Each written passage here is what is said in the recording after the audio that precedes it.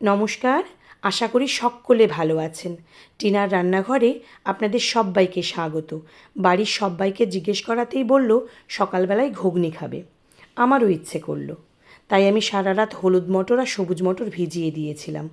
ওইগুলোকেই আমি সকালবেলায় একটা প্রেশার কুকারের মধ্যে নিয়ে নিয়েছি, সেদ্ধর জন্য বসিয়ে দেব। তার মধ্যেই দেব আমি 2টো কাঁচা লঙ্কা, 2টো গোটা পেঁয়াজ, দিয়ে দেব একটা গোটা রসুন, আর ডুমো করে কেটে রাখা কিছু আলু। এই সমস্তটাই আমি এখন প্রেশার কুকারে সেদ্ধ করে নেব। আমার সেদ্ধ করা হয়ে গিয়েছে। সেদ্ধ মটরের মধ্যে থেকে আমি সমস্তটা আলাদা করে নিয়েছি। এই যে আমার মটর সেদ্ধ হয়ে গিয়েছে, আর এইদিকে পেঁয়াজ সেদ্ধ আর রসুন সেদ্ধ আমি হাতে চটকে পেস্ট বের করে নেব। অন্যদিকে আমি নিয়েছি একটু লেবু, 2টো কাঁচা লঙ্কা, কিছু টমেটো কুচি, ধনেপাতা কুচি, আদা জিরে কাঁচা লঙ্কার পেস্ট আর সেদ্ধ রসুন আর পেঁয়াজের পেস্ট। এইদিকে সেদ্ধ আলুটা আমি একটু নুন দিয়ে তেলে আলাদা করে ভেজে তুলে নেব। এই যে আমি তুলে নিয়েছি। তারপর আমি ওই তেলেই দিয়ে দেব কিছুটা গরম মশলা,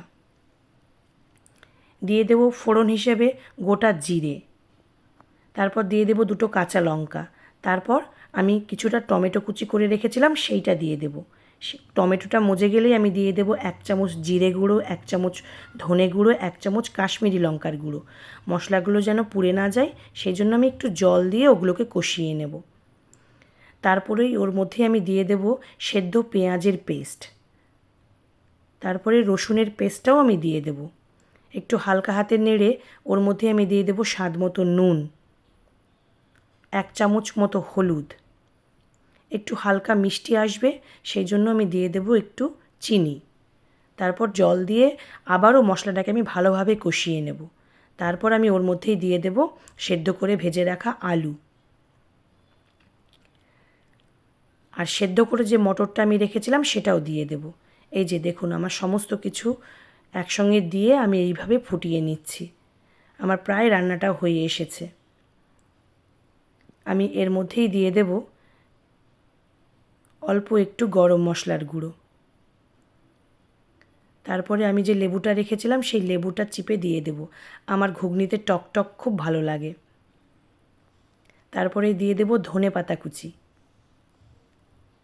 আর দিয়ে দেব নামানোর আগেই কাসুরি মেথি পাতা। এইটা দিলে তো ঘুগনিতে একটা অন্যরকম স্বাদ চলে আসে, আর যেটা আমরা খুব ভালোবাসি। আপনারাও বাড়িতে বানিয়ে দেখতে পারেন, খুব ভালো লাগবে। আর জানাবেন কেমন লাগলো। নমস্কার।